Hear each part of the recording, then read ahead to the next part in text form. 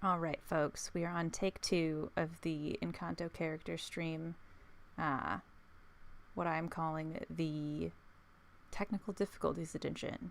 So, let's get back to it. We've been creating characters from the Disney movie Encanto. I went through all of the pieces that I will be using, like the physical pieces and the characters I'll be making. Right now, as I speak, I am making Luisa, my personal favorite character. Just got her hair all ready. And so I will be sewing her body together. I think most of the main characters get a song in Encanto.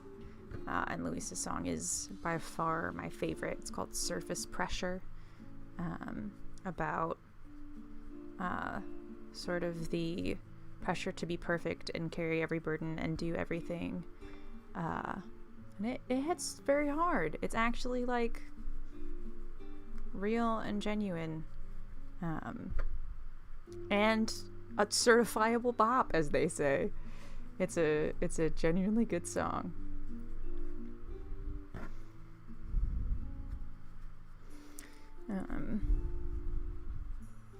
I will say that there is red yarn around here somewhere because Luisa has a little like bow in the front that I would like to put together before sewing the pieces all on, because that'll look it'll be a little easier on my end and it'll look a little nicer. One moment, retrieving red.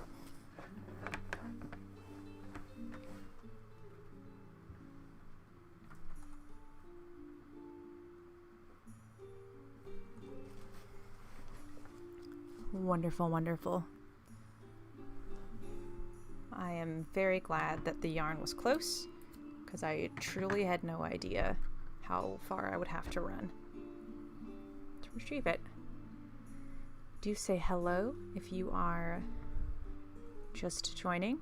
If you have seen Encanto, please share your favorite song, or perhaps your favorite character if the songs are too difficult to choose. And if both are too difficult to choose, then you're in the right place. Because we're going to talk about this dang movie. I think maybe it should be the second layer out. Yes. Because that's a little further away from where I usually sew on the head. Because I don't want to sew over the beautiful details of the strand. She also has like a red bow that she puts in her hair. There we go. So I want to make sure to get that in there as well.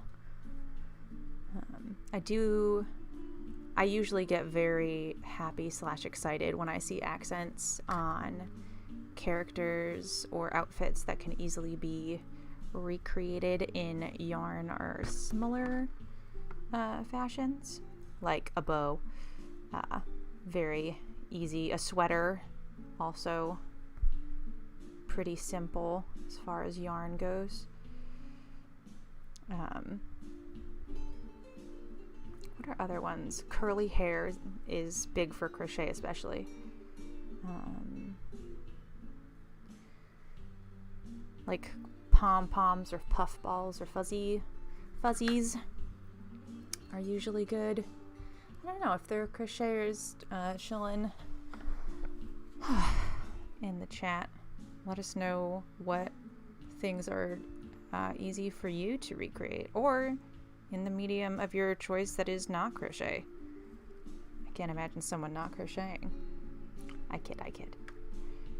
Okay, so hopefully that will stay. A beautiful bow. Boop.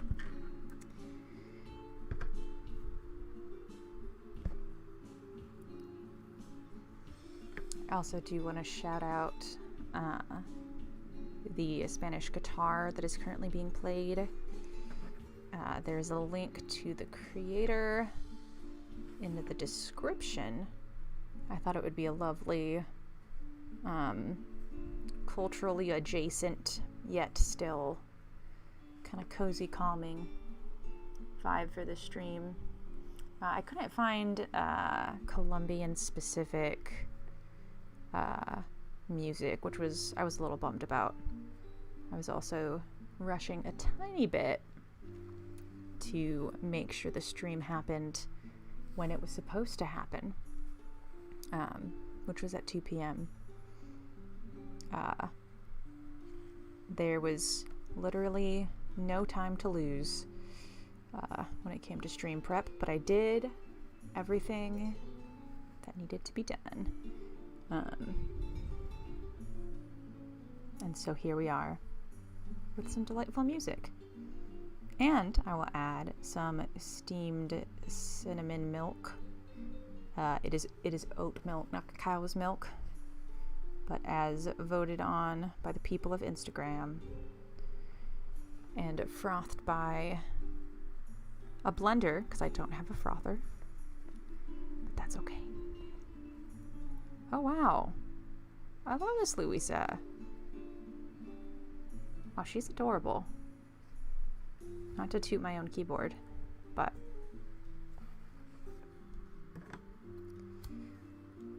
Louisa just needs one more thing.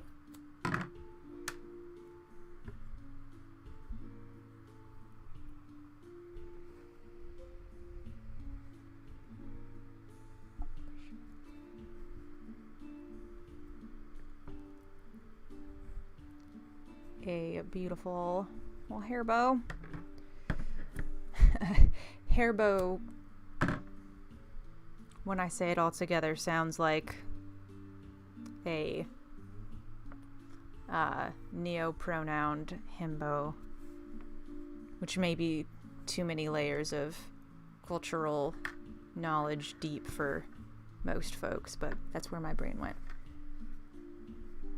We got a Louisa.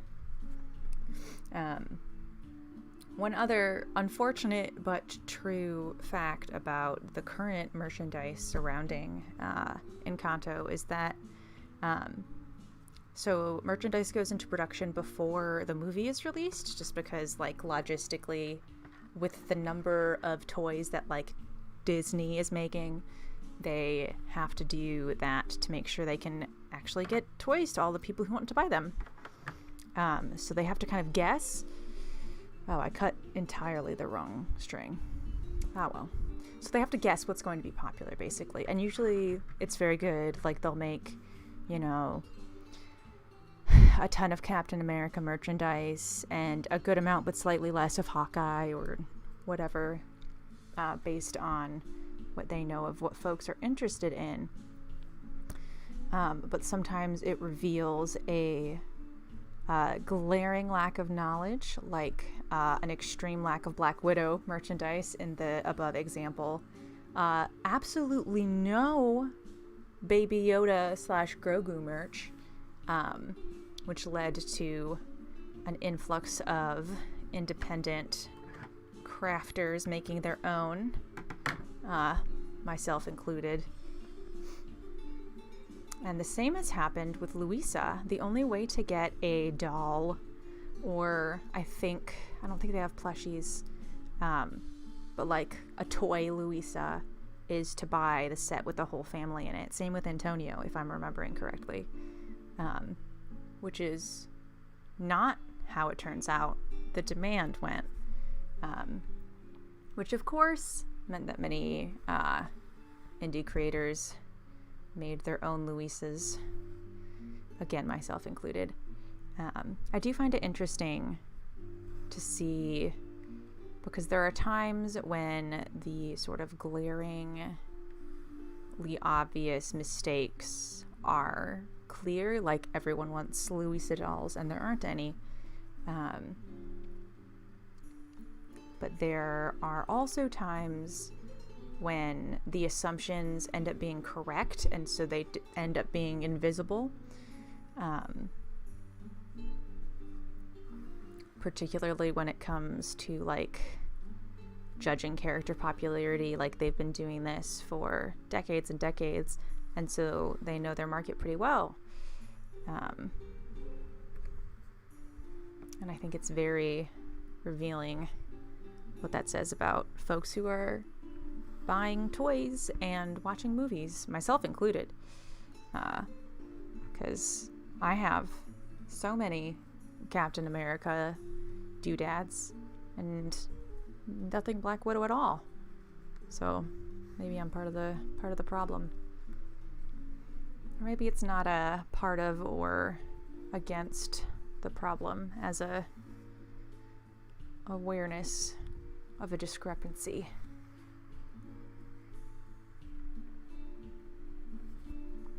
But just some interesting, it's sort of a combination of my history and fandom spaces and intellectual property conversations, but also now as an artist and creator, being on multiple sides of things. There's a lot to consider, but also just interesting things to think about. I am going to take a drink break before I put that together. So if you are around and feeling chatty, do share how your Friday is going and what you are up to.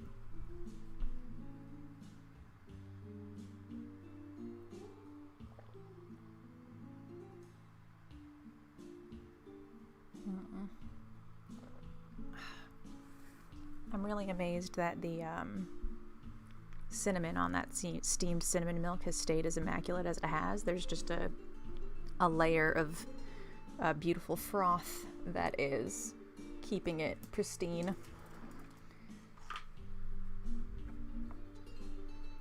Which I quite enjoy. I'm trying to get a little more creative with the drink of the day, given that it takes up as much space visually and textually as the craft of the day. But I'm not particularly adept. My temptation is to go to Table of Contents, the cafe inside of This Is a Bookstore by BookBug in Kalamazoo, and just always order a drink there.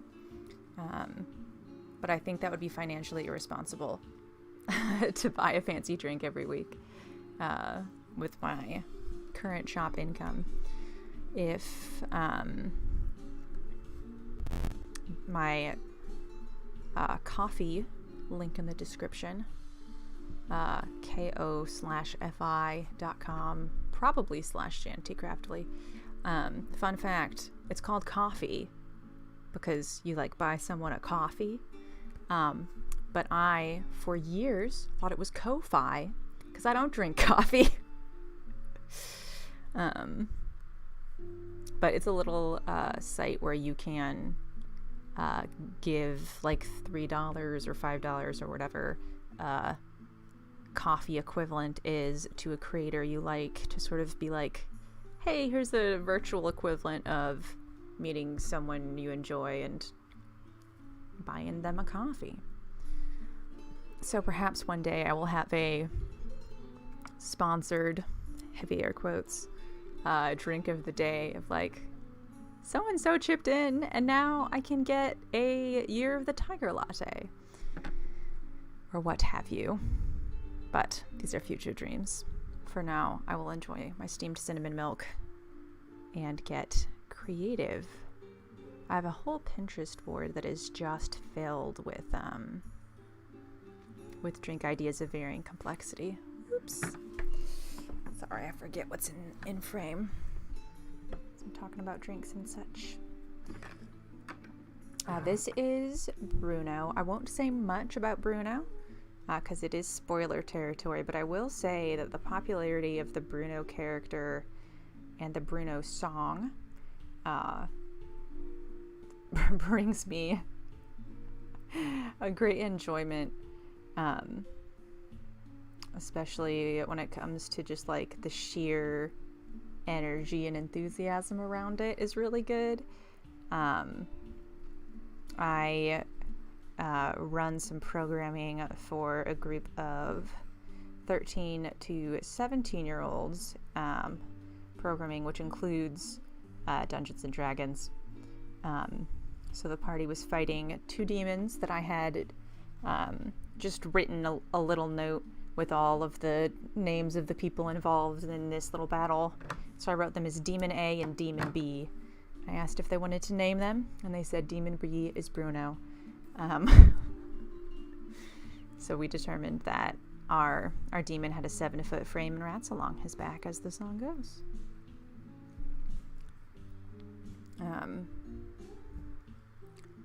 This little Bruno, I don't even think will be a 7-inch frame, as funny as that would be to share. Let's see. No, he's barely 5. That's all right. Maybe we'll. I don't think there's any way to casually add 2 inches of volume. The body I'm keeping very simple for Bruno, because he does wear a poncho over the top. And with crochet, the more layers you add, the significantly thicker it gets. Like, you'll see the hair, even just like looking from above, has a thickness to it. And so, oops. Wow, that just slipped right out of there. And so I want to create something simple that can be covered up without losing detail, and something that is small so he won't be overly bulky. That was a problem I ran into a lot in the early days of just like not being able to like visually think through how thickness of layers would affect crochet work, particularly with plushies. Because, you know, you can wear as a person like maybe a t-shirt and a cardigan and a jacket and a coat, but that would be as thick as the body of this little Bruno if I were to do that. One second. Bless me.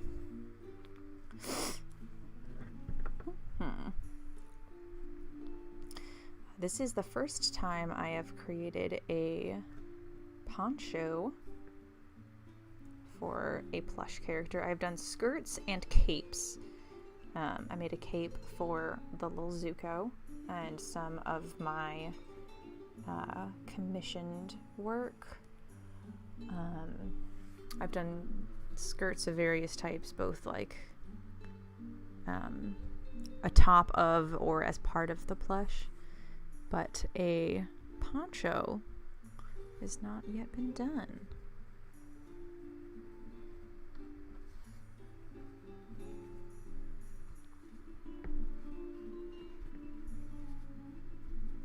There's the guy, there's the lad, there he is.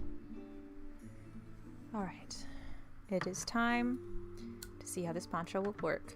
So the way I made it, it actually ended up being fairly simple. Just a base and then building on top, and then creating a chain out and then building on top of that. So the plan is to sew this end together so that this hole can fit the head.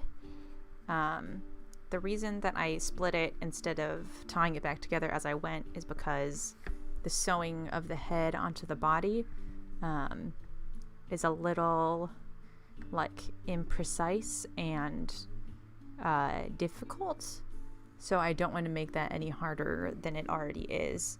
I would rather sew something up at the end instead of try to sew around a piece and probably end up sewing through a piece to where his neck is resting on atop the poncho, which is just a little weird. So I don't want to have that happen. It was also nice because I got to do the same thing for Camilo, who wears a yellow poncho. And if it does not work at all, then we'll have learned. All right, there he is. Knock on wood. Okay.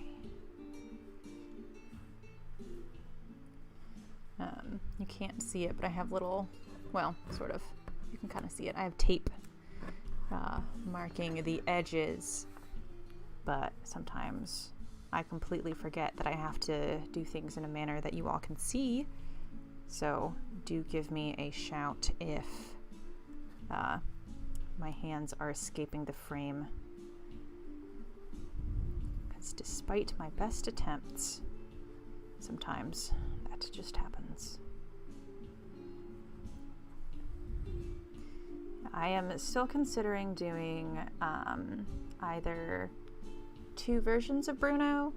Bruno has his own magical ability and has at times glowing green eyes. And I have green eyes, particularly for frog plushies, but for other things as well.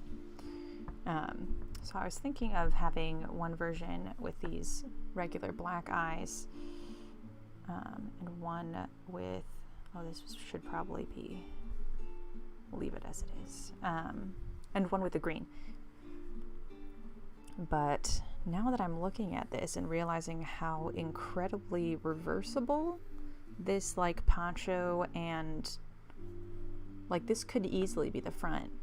I could do like a reversible, have a part on this side and have his eyes be green, and then you can flip it to the other side and his eyes are black. That would be fun. Maybe I'll create a different version. The one bummer with that is that colorful eyes are significantly more expensive to buy, but I feel like it would be worth it to have a green-eyed Bruno. All right, we got Bruno. We have Luisa. Who's next? About 45 minutes in, including technical difficulties. I'm gonna go with Dolores. It might not be plausible to sew all of them together, but we'll do what we can.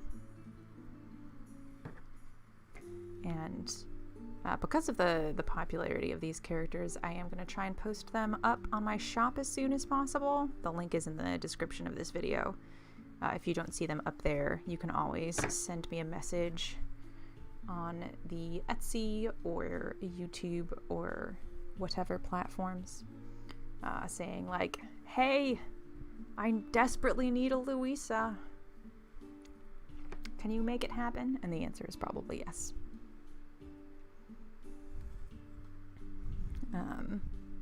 I will say I have gotten a lot of requests. I'm doing a knit-a-thon tomorrow, raising money for food insecurity. I think it's No Kid Hungry, Meals on Wheels, and Feeding America, if I'm remembering correctly, is how the funds are equally divided. But it is, it's meant to be like it can be open to multiple crafts, but I think the spirit of it is mostly knitting and knitting adjacent. Ah! That was close. So I shared this. I have been sharing with folks here and elsewhere that's what I'll be doing, and asking for projects to do, because of course I've got to do 12 hours of knitting. So it's going to be multiple projects, and the sheer number of people who have sent me crochet patterns for this knitting event is truly stunning. It just gives me a chuckle. It's like, I love that they think I can work that magic with a knitting needle or 2 knitting needles, but I surely cannot. And these are among them. I could never knit these. All right, this is a little overstuffed, so we gotta, there we go. Yeah. One thing I did want to do with Dolores is make little ears for her, because she has like a sort of super hearing ability, and she's always like listening. But I forgot, and so here we are. I have created, she has a bun with like natural black hair coming out of it. So I am going to be snipping all these little loop stitch strands, much like you saw with the Tifa character last week, except for each snip, I'm going to be unraveling the individual strands. Apologies for any vertigo. And then the little resulting texture will help create that like natural hair look. So it's scissors time. Enjoy this crafting ASMR. When the mic is in the frame, it'll be going on, so if you need or want to mute, you can, and then when I remove the microphone, it will be over.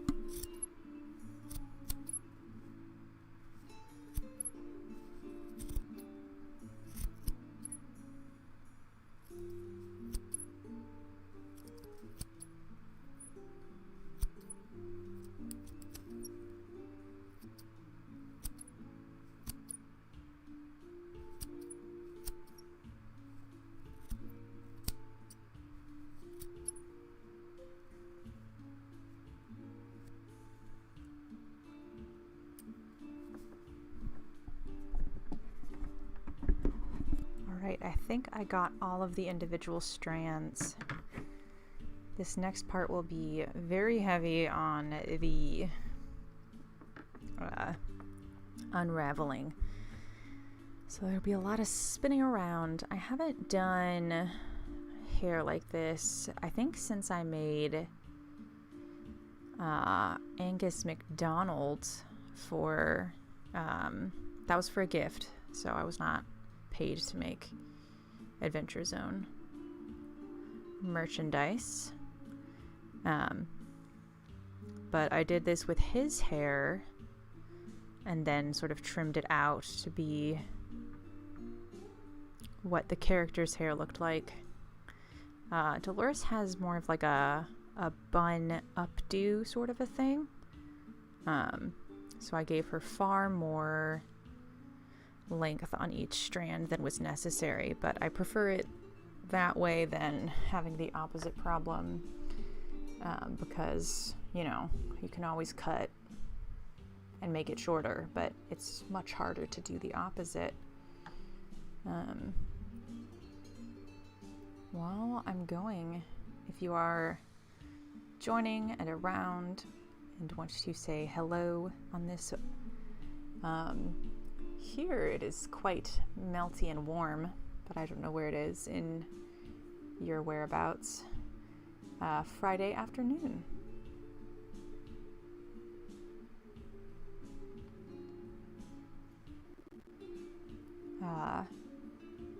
Currently I'm continuing to unravel strands. I suppose I can also chat a little bit about what I have been up to as a craft biz. January, February, and even into March a little bit is pretty low in terms of like events and things. Just like as the time of the year in general. Hold on. Readjusting. So that tends to be for the time I've set aside for Jan T. Craftily, when I make a lot of things or prepare. So I've been sending emails upon emails to like Comic-Cons and local businesses and Pride festivals and things like that. I have not formally announced it, but I am going to be a part of the City of Holland's Pride Festival, which is awesome. I'm hoping to be a part of more, but the Grand Rapids one is a pretty steep booth fee for where I'm at, and the Kalamazoo and Lowell, which are two I have been to before and love very dearly, have not yet announced their dates, so I can't sign up yet. My dearest hope is that the Kalamazoo and Lowell Pride Festivals end up being on different weekends so I can go to them both. Ideally different weekends also from the Holland Pride, but things rarely work out so well. I hope I do not have to make a decision between those two, because boy, that would be sad. So I'm planning for events. That's happening. I am working on several new designs and patterns. Right now, obviously, I'm creating more fictional / pop culture characters from Disney properties. Go on, little buddy.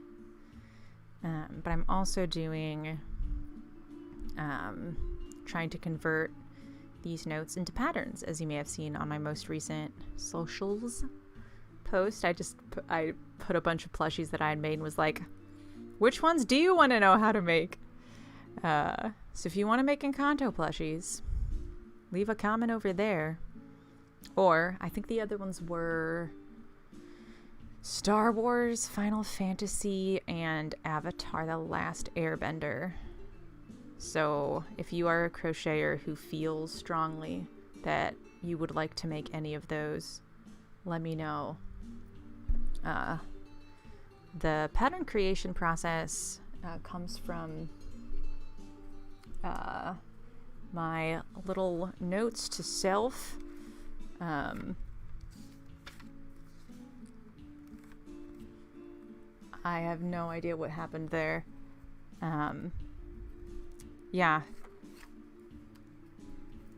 And I turned those into patterns. I remake them once I've converted them into a pattern to make sure that both the note-taking and the translation to a formal pattern were correct. I take pictures as I go to sort of like make it more of a easy to follow tutorial thing. And I make sure all the numbers are right. Like if I say there are 64 stitches in a row, there are 64 and not 63 or whatever. Just a little bit of like technical stuff.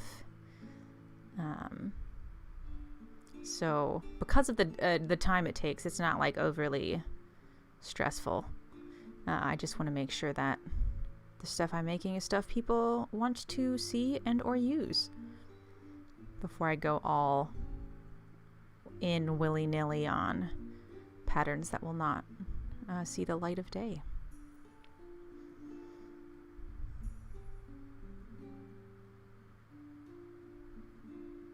I will say, as genuinely good as this is going to look in the end, I do have some regrets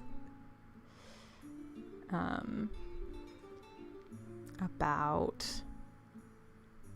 having this be the way I designed her hair.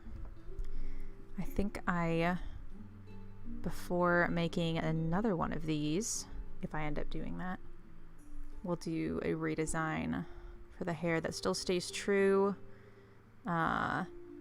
to what her hair looks like, but without taking this amount of time to unspool each little strand. Boop. I'm also trying to make an effort not to hunch. So if you see me look at the camera and then change my pose, that's what's going on.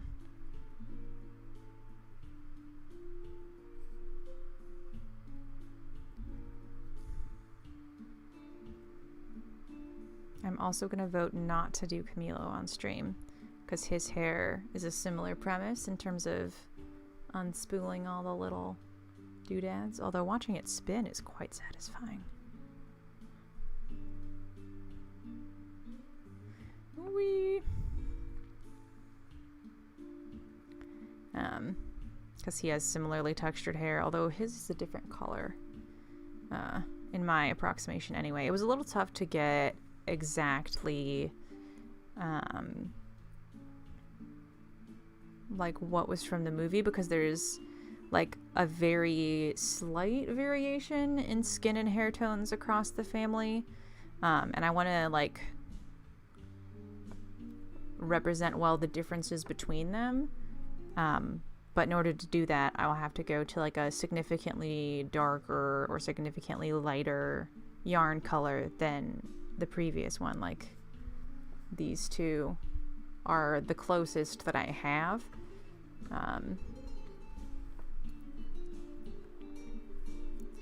So I do my best, but it is one of the challenges of adapting something into a simpler medium, or just adapting things in general.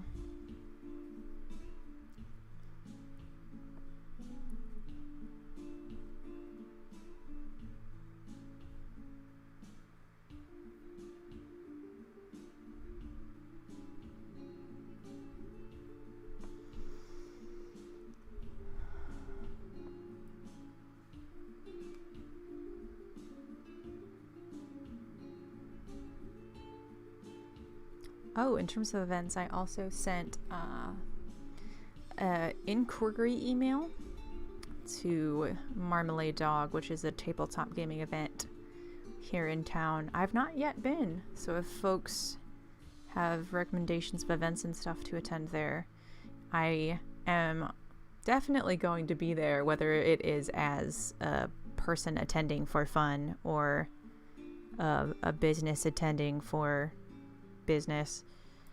Remains to be seen. I need to get more info, figure out what the deal is,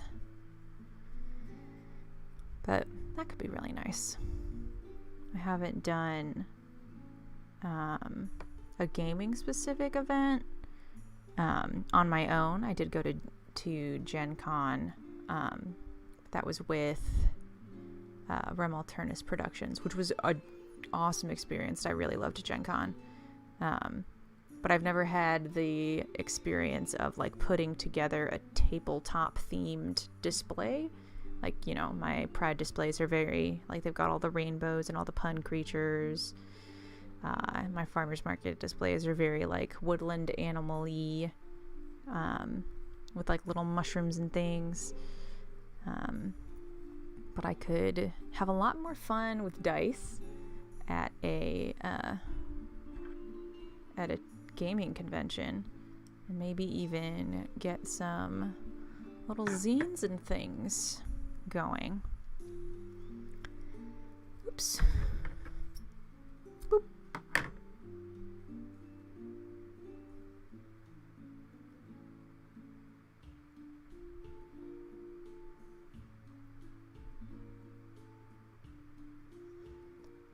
Yeah, one of the things about considering multiple events and multiple options is the ideas that I have are like maybe 7 of me could do them in a year, you know? But I have only 1 of me. So I have to be very discerning, which is tough because like I've never been to Marmalade Dog, I've never been to Holland Pride. Like I don't know enough about a particular event to say for sure, and even if I had been before, I wouldn't know. Like things change year to year. Maybe I'll be sick that week. Maybe that week will be the week when everyone decides that they love I don't know, frogs with purple hats, and I just end up making 20 frogs with purple hats.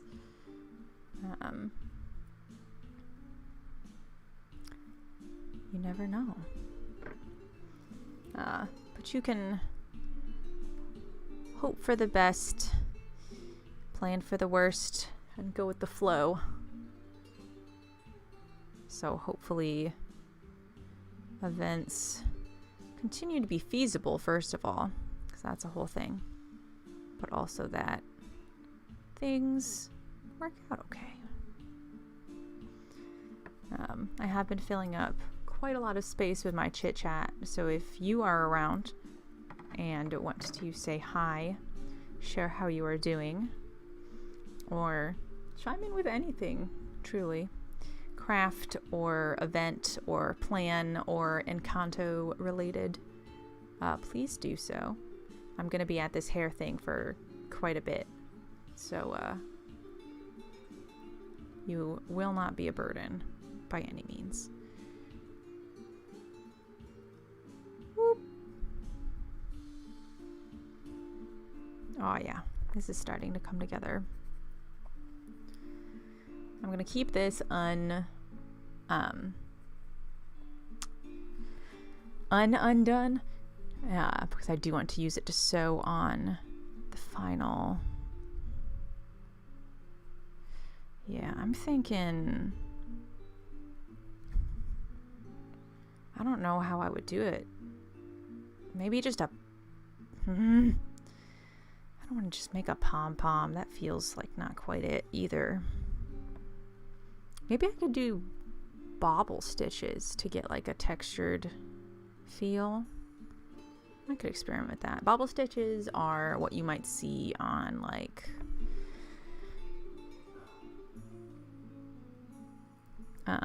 it's just like a little bubble in a surface, where you just like jam a bunch of stitches together and it ends up like poking out a little bit. I'm trying to see things that you may have seen it on. A lot of like crochet sheep have that to get like the sort of wool texture. I tried to make Finn from Star Wars and I did his hair that way, but I think I scrapped that project, unfortunately, because I have no memory of what the final one looked like, so I guess something went wrong along the way. I mean, a lot went wrong along the way when it comes to Finn from Star Wars, but that's a different discussion.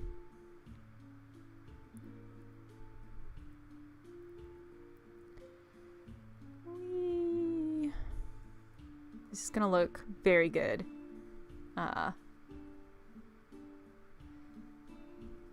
my gosh, I think I'm like halfway done. Oh boy.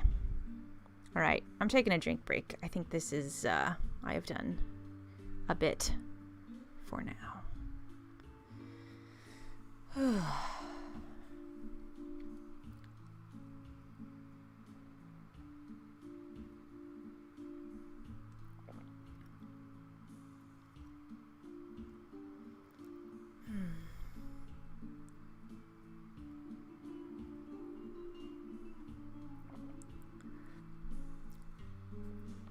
right. I believe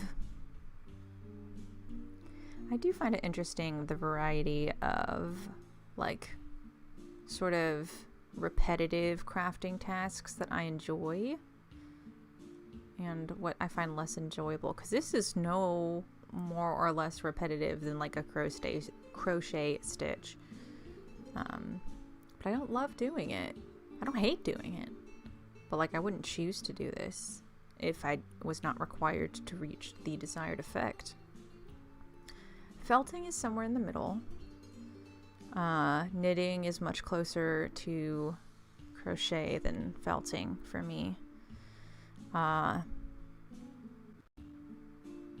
Embroidery is around the same as felting. Like it's fun to do. I like being able to play with it to get the desired effect, but I wouldn't sit down and do it for more than an hour because I think I would be like done.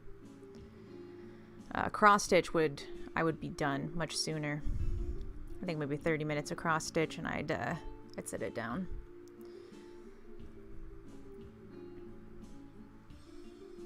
So it's interesting that within such similar activities, they hit me in different ways. Because to, you know, a random person on the street, someone who does cross stitch and someone who knits and someone who felts, it's got the same kind of vibe, you know. And I'm sure there are people out there who have hobbies that I assume have a similar vibe, but they feel very differently about, different versions of. Like, to me, hunting and fishing, the same. I know they're not, but like, I hear one, I think of the other.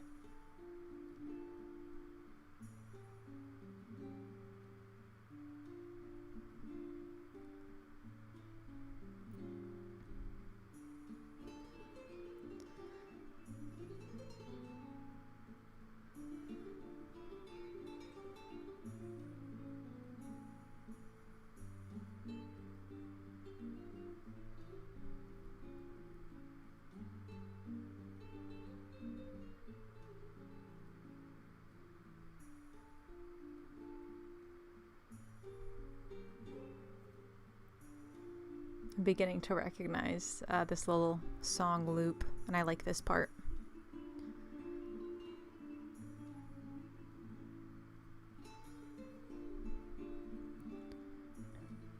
Excuse me.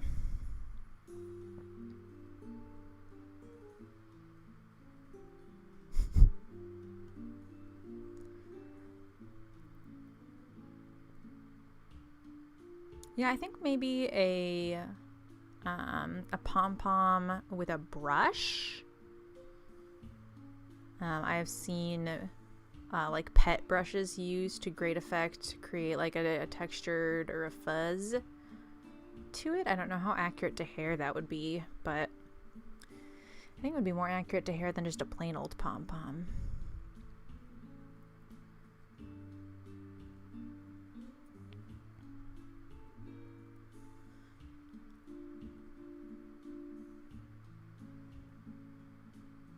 I think after this I will do Mirabelle. And then after that I have Isabella and Camilo. We could try for Camilo. You never know. I have been accumulating all of these pieces in a little tote bag that lived next to my couch for quite some time.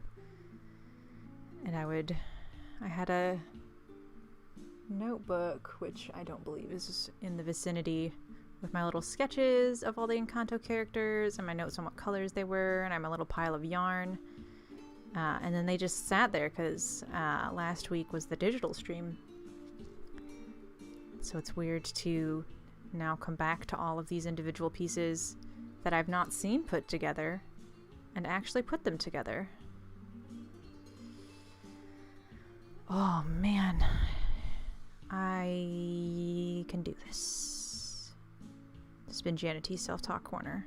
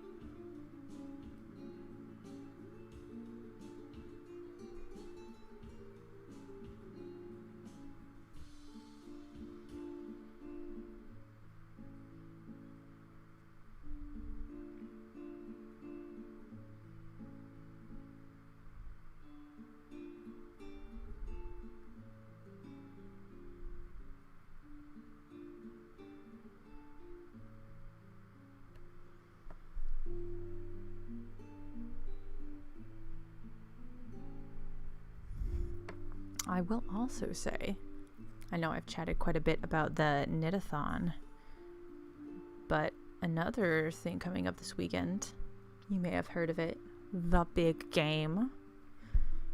This time last year, as you may have seen on my social media, I posted a little graph that was like Etsy saying, like, this time last year you had X% more sales. And there's just this giant spike right around the time that the Bernie inauguration meme became popular, and Toby Time created that pattern for a crochet Bernie doll. And last Super Bowl, I kid you not, I just spread a blanket out on the floor. I had some wire, some safety eyes, some clippers for the wire, like wire cutters, the Toby Time pattern, and a bunch of yarn, and a paper bag where I put each little one when I was done. I just chugged out so many little burnies. I have no equivalent influx this year, which is a little bit of a relief. But I still do want to crochet during the Super Bowl, because for me, events like that, especially events that like I sort of kind of connect with, like the Olympics. I haven't watched the Olympics yet this year,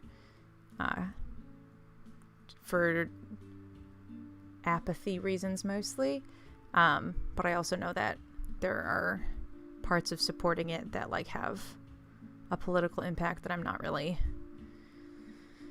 super wanting to parse. I certainly don't want to parse them more than I want to watch some cool winter sports. So I'm not doing it. But I do like events that are like, let's go meander in and out of the room and get some snacks and see what's happening and discuss what's going on. I would love to be like a space where I can do that with things like gaming events, like Games Done Quick, or like big streams and things like that. Like invite everyone over for a AGDQ party. We're gonna have some wings, you know. Cheer for your favorite speedrunner.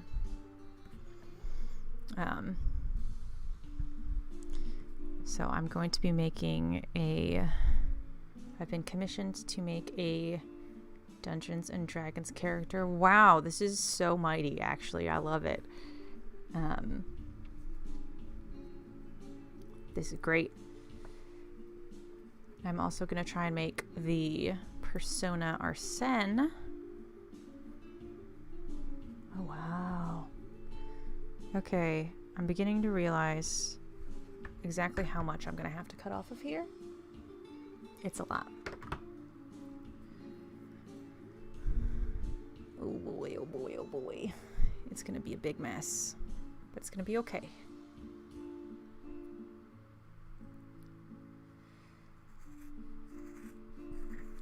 Oh, I'm worried. Boop. Oh, wow. So much work. All right, now to trim in the approximate shape while sort of preserving the texture. The problem is, I think the base that I did the loop stitch on was too big, and I should have just done like a puff or something, because I tried to make the shape with the stitches instead of making the shape with the scissors. But that's still decent. You can definitely tell the look I was going for.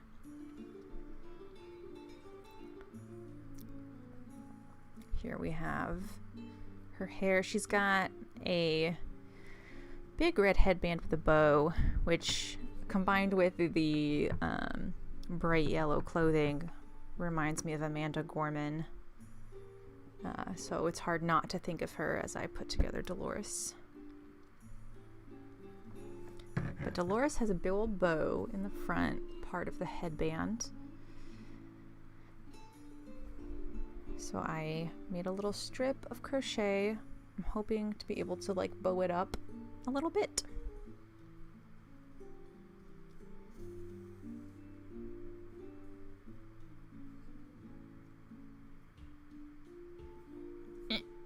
There we go.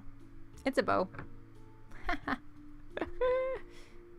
Wonderful. Okay, I'm also going to use this red thread to surreptitiously sew the hair piece on, because I did not cut a long enough length of black yarn. All part of the plan.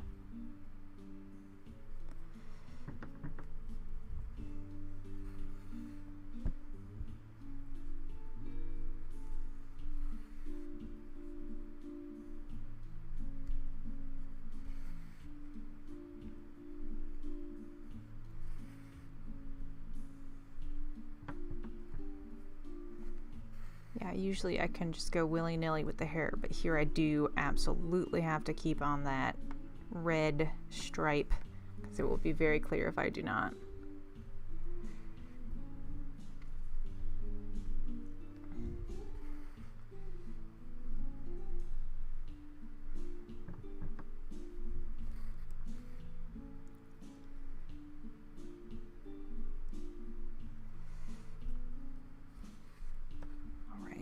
Try and make it very tight. There we go. Yeah, this will look great with ears.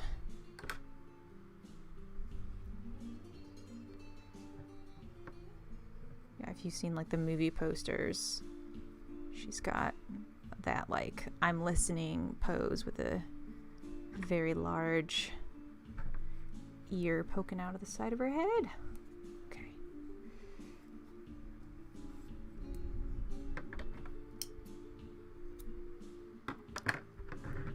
Wow, that's excellent. That went a lot faster than the other part.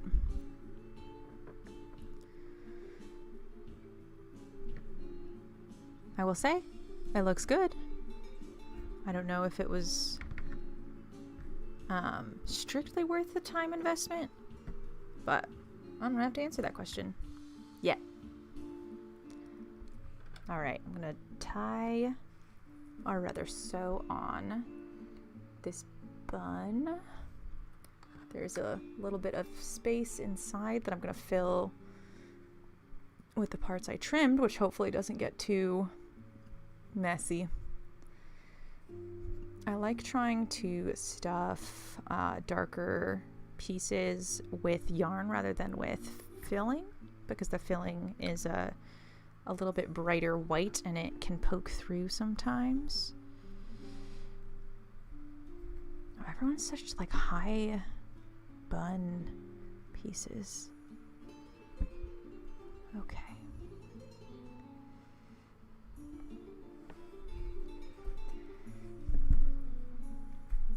So usually I would have my little bucket that has the odds and ends, but I've just been scooting them off to the side for the sake of this stream because I've already gotten up once to get craft supplies. Yeah, cinnamon milk is... I think horchata has cinnamon and other things.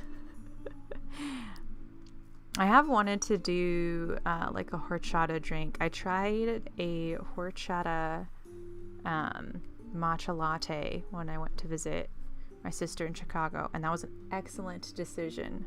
I highly recommend. I hope you are doing well today, Rick. Thank you for joining.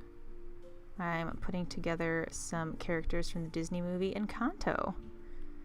Which you may or may not have seen. There will be no major spoilers, but I will be like describing who the characters are. This is Dolores, the sister, the cousin of the main character. There are a lot of characters. Ugh. There we go. Boop.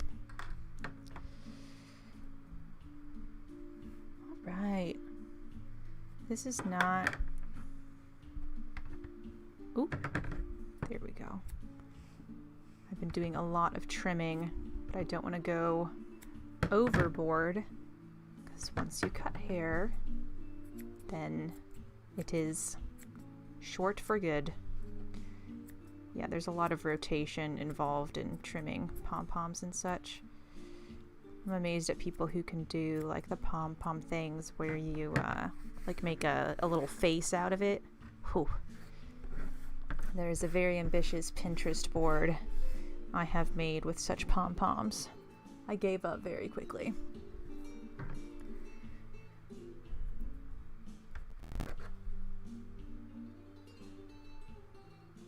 Yeah, I think that this look could have more easily been achieved with a different technique, but I do like the look.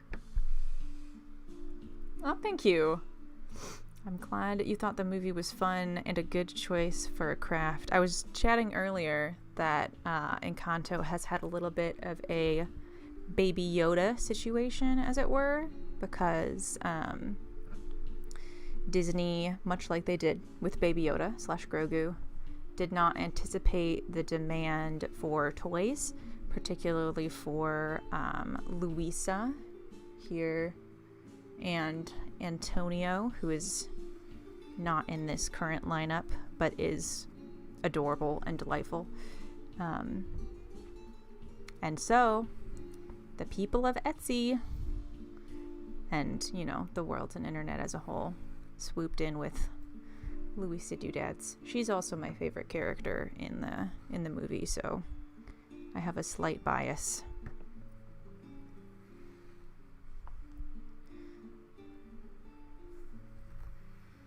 There we go.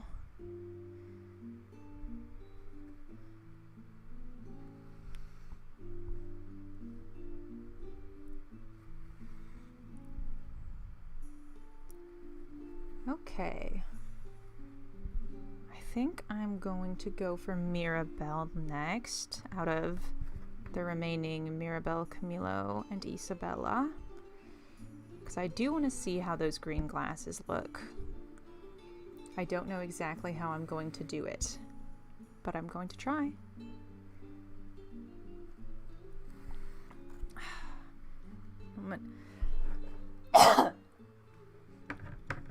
Didn't want to hack into the microphone.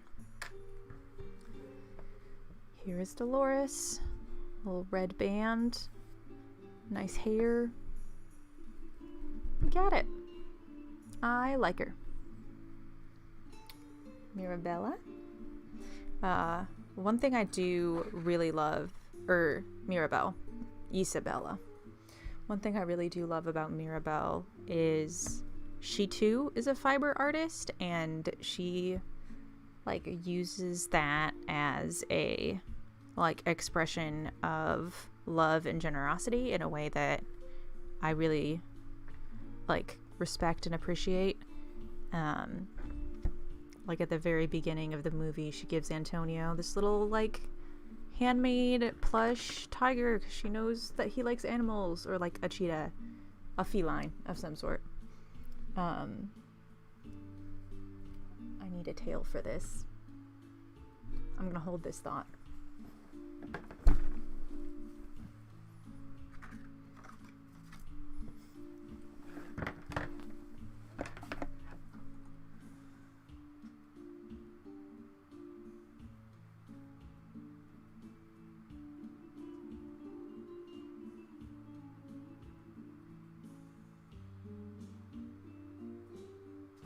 Ah! Oh dear. Ay, ay, ay. Well, that's a problem for future me.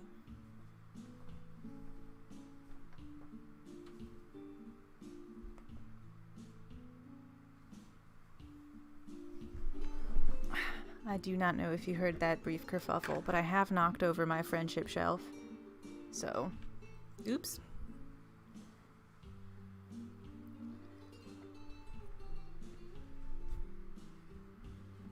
My friendship shelf is a little array of like felt sculptures and Legos and little notes and things. A knick-knack shelf, as some people might call it. But it was easing right off the wall, and I eased it the rest of the way. All on my lonesome. It was very impressive. Okay. So I used the very first one. Oh, it's no longer relevant. The very first one that I made out of this set was Isabella. Has sort of that side part, but no bangs. And so that is true of a lot of the characters. So I leaned a little heavily on that, you know, side part technique. I also used something called a lemon stitch for Mirabelle and Bruno. It's a little bit more like compared to like Luisa. Luisa's is a lot smoother, but this is a little bit more wave to it to sort of express the hair texture that Mirabelle and Bruno have.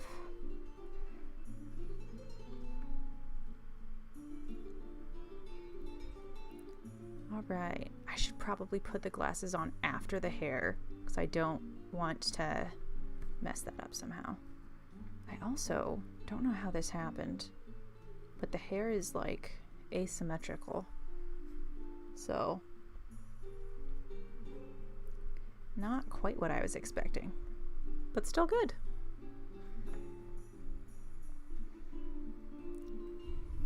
Yeah, I had to do... The way that the lemon stitch works is that you put 2 different stitches in the same spot and then you skip the next one, and then you put 2 different stitches in the same spot and you skip the next one. So it all evens out in the end. But to make something expanding in the first place, you have to add more stitches. And so trying to combine those two and remember exactly how many stitches and how many skips there should and shouldn't be was quite an endeavor.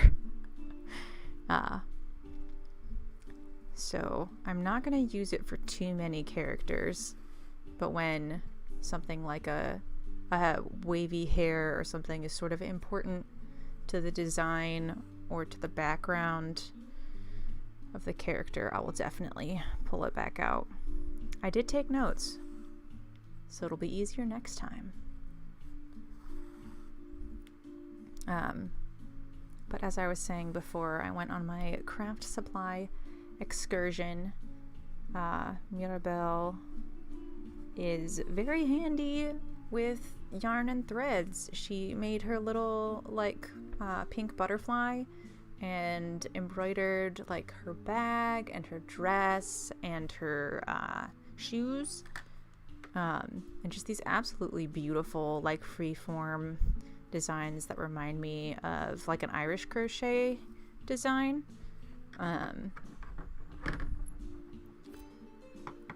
And she hand makes the candle holders for her abuela.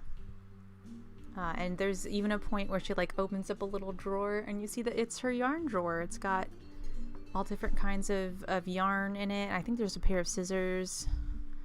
And she's just a little crafty girl.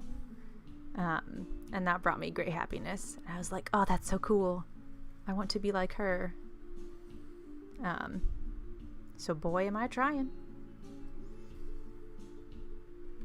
Yeah. I feel like that is a gift in and of itself, magic powers or no. Alright, time to stuff this. It is, again, that same base from Luisa and Dolores with that top color and the bottom color. Because all of the dresses for the characters that I have shown so far have that similar, like, top and skirt design. Which turns out works great. Isabella doesn't, but it is all one color, which is actually even easier. So you just make the top the same color as the skirt. Oh man, this is tiny.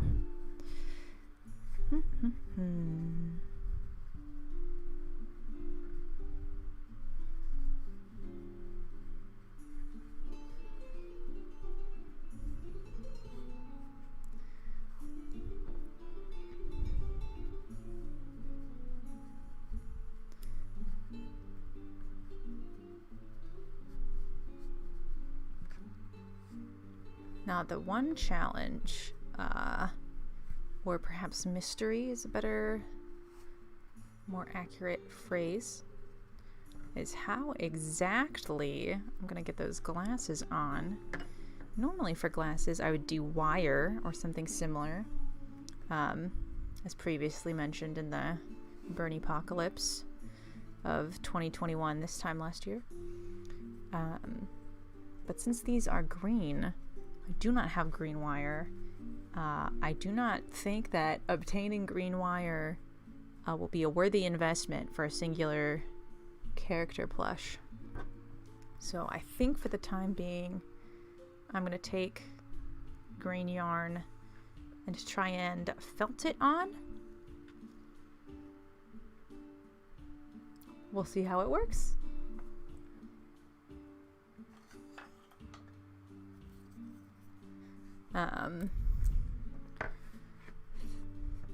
Needle felting, or simply felting. Oops.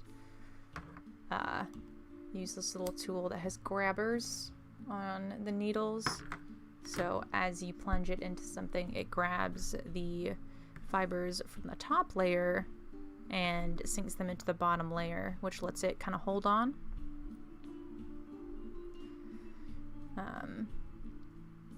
It's not traditionally done like yarn on yarn. Usually it's wool felting, because like the fibers are easier, and yeah, I can already see this is going to be a bit more of a ordeal than I thought, but that's okay. It'll be worth it. But a lot of crocheters, particularly in the plushie / amigurumi world, use felting for details like eyes or accessories.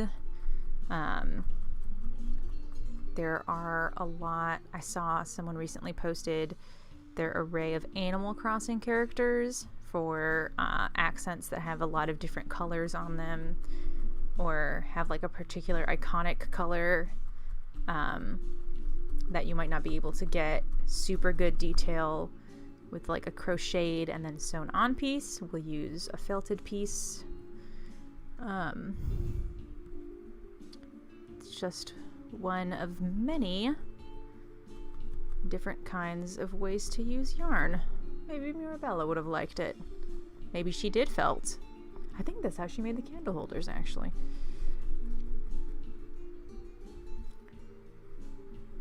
All right. This may look like a perfectly round, wonderful little glasses lens, but in reality,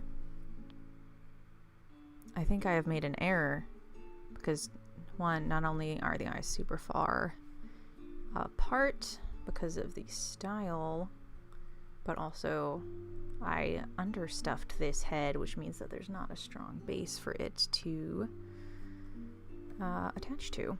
So maybe if I squeeze and get all the fluff in one spot. Come on, fluff. I might get a thinner, more basic. Yeah, I can stab a little further with this little guy.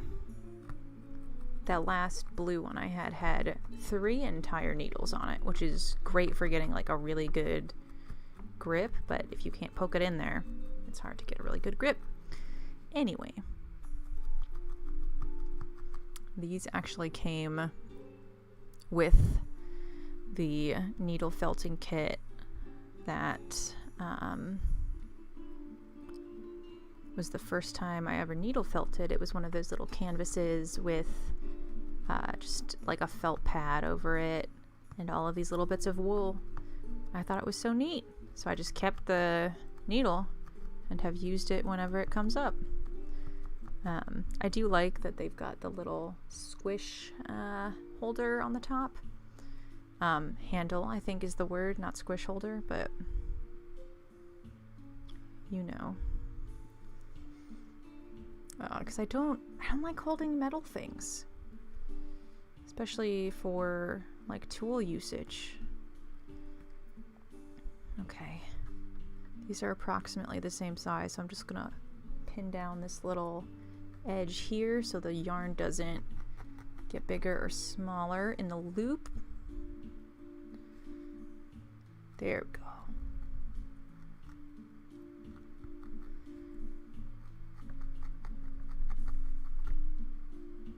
Perfect. think felt might be the way to go for glasses. One interesting thing about streaming plushie design and creation is that usually I'll go through a couple iterations of a design, especially if it's one I know I'm going to be doing a lot of, like a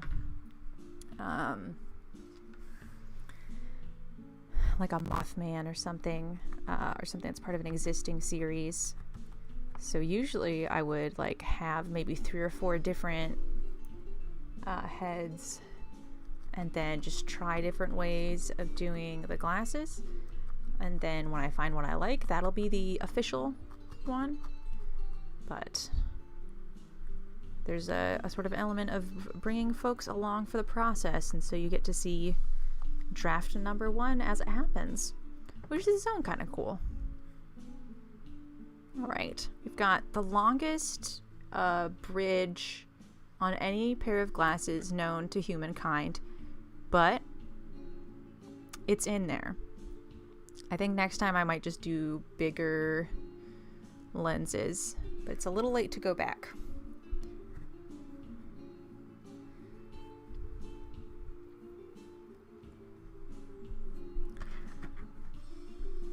I have considered also, because the little butterfly pin that Mirabelle wears is very clearly made out of yarn, trying to do a similar one with this.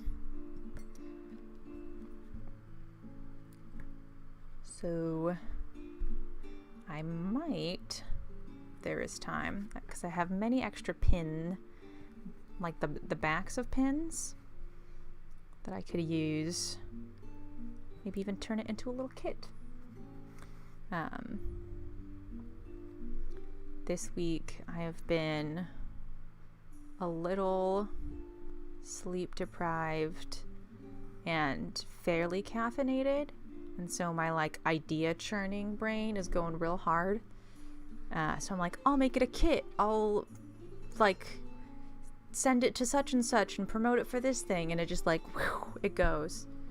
But just remind myself that I am here now. I am gently stitching together pieces onto a creation that I'm completing after weeks of work, and that in and of itself is a good thing, and I do not need to be thinking about whatever other good things I imagine. All right, let's weave this bad boy out the back of the head. And there's our Mirabelle. I think I am gonna do a brief bow to approximate a butterfly.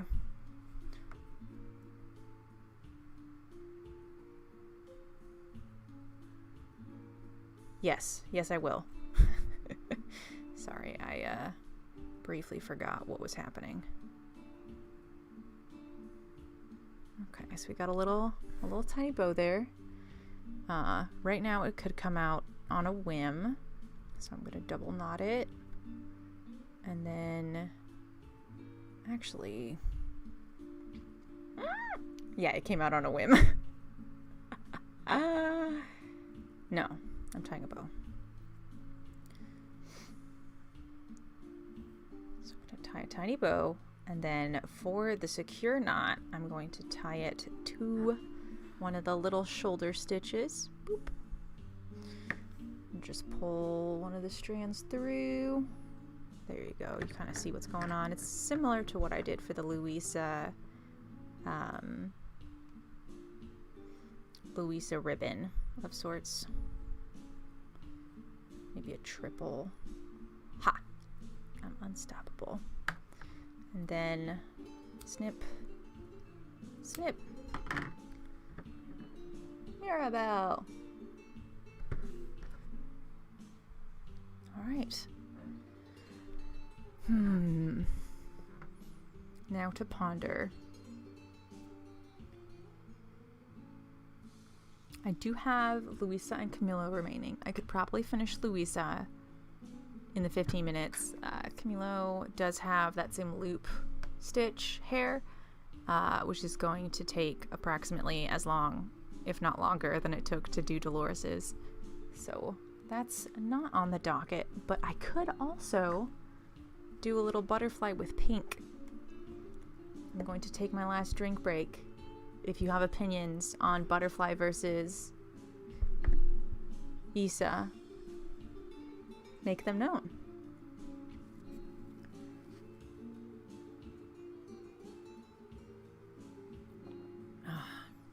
This is no longer warm.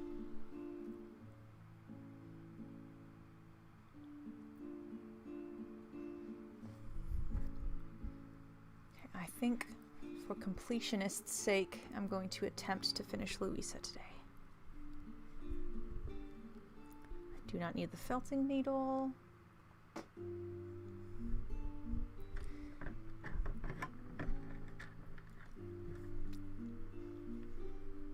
I was shipping out orders this morning, so this pristine array was not so pristine. It was covered in Sharpies and shipping labels and return address stickers and notes and lots of packing tape.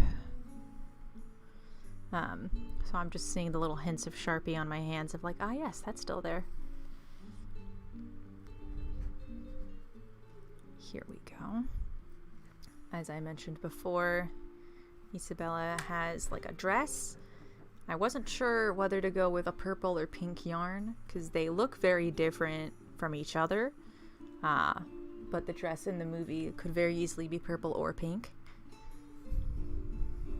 But I went with purple because I like purple more. And also because we've already got pink with the butterfly. I wanted her to have kind of her own thing. Though I might make a little pink flower to go in her hair, because Isabella does have a little hair flower. All right, more stuffing.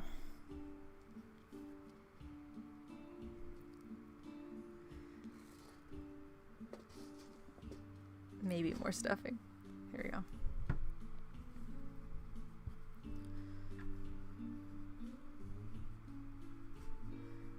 Haha.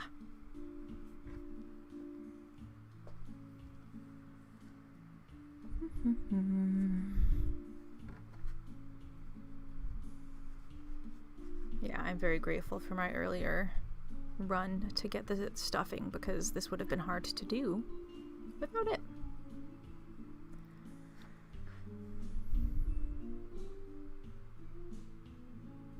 Right, here she goes.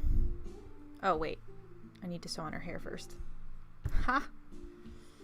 While I do that, and inevitably grab yet another set of yarn to make a tail out of, please do say hello in the chat. Let us know how your Friday is going, what your weekend plans are, any of that jazz, and I shall return.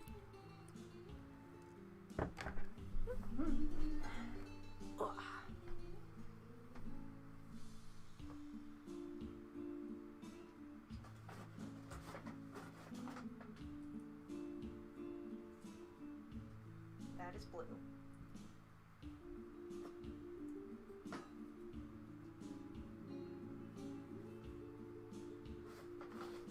Goodness gracious.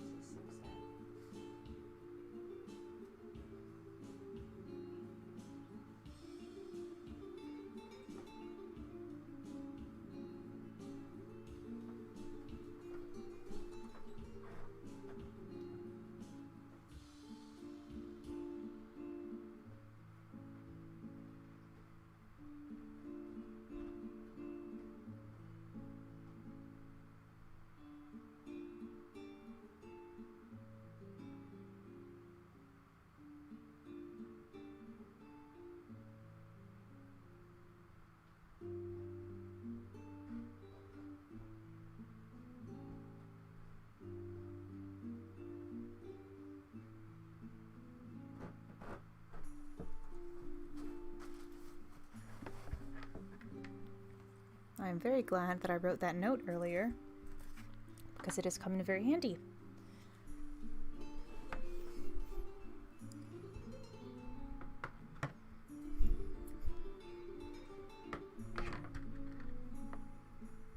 I'm also glad that I noticed that the hair was not sewn on before I got the body put together, because it's a little harder to sew pieces that are attached to other pieces without like stretching or straining the seams. And so I prefer not to do it if it's avoidable at all. And if we have Camilo out of the mix, that will also give us time to take a live silly screenshot, which I always enjoy. Boop. All right. I want to make sure that this is straight because the hair is quite long. It'll be very obvious if it's not. It's a little cockeyed. There we go. Yeah, Isabella, thankfully for my crafting abilities, has straight hair, and so I did not have to mess with the lemon stitch for her, which is good. That would have been a little tough because getting that side part was a challenge. I actually incorrectly remembered her having bangs, so attempt 1 had to be scrapped completely because she doesn't have bangs. So this is why you use reference photos and not your memory. Pro tips.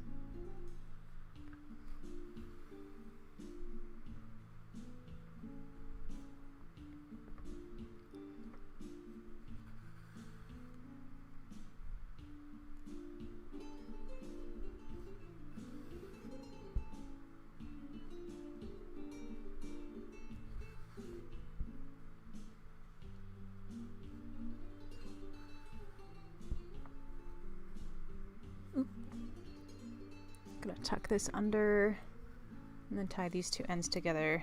I'm sorry for the lack of visual clarity. Black yarn is infamously difficult to see. It is the subject of many a crafting meme. And yes, there are crafting memes. Okay. I should put this cap back on, because that seems like a disaster waiting to happen. Boop.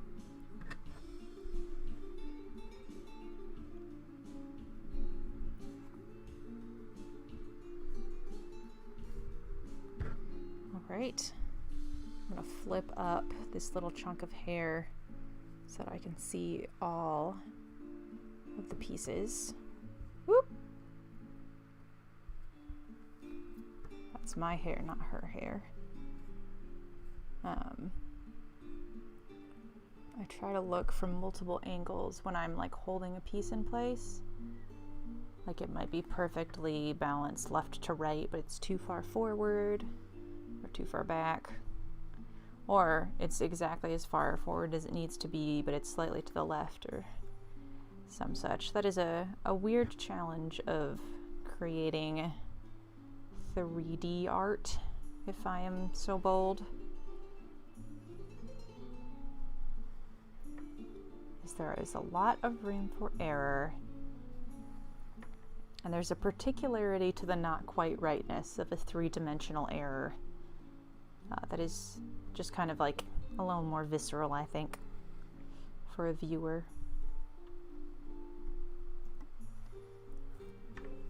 All right. We have an Isabella and several minutes in which to create the most immaculate possible screenshot. I usually end up using these for thumbnail and or social media purposes. Boop. So I think having the three sisters in the center of the shot is awesome. I want to have the two similarly skirted characters on each side. And we can have a little Bruno poking his head in over here. Dolores, I love how Dolores looks. I don't want her to be sidelined in this way. Yeah, this looks sort of scrappy and crafty.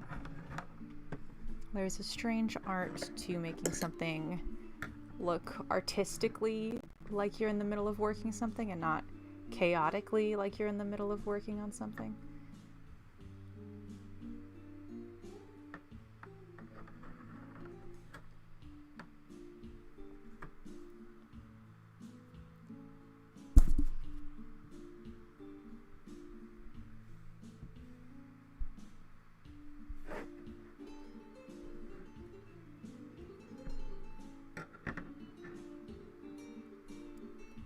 This might be it. All right, everybody. The moment has come.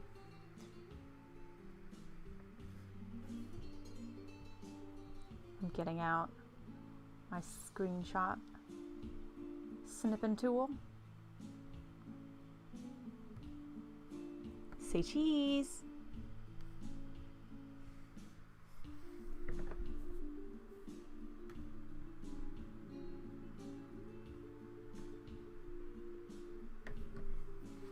And we got it. Thank you all very much for joining.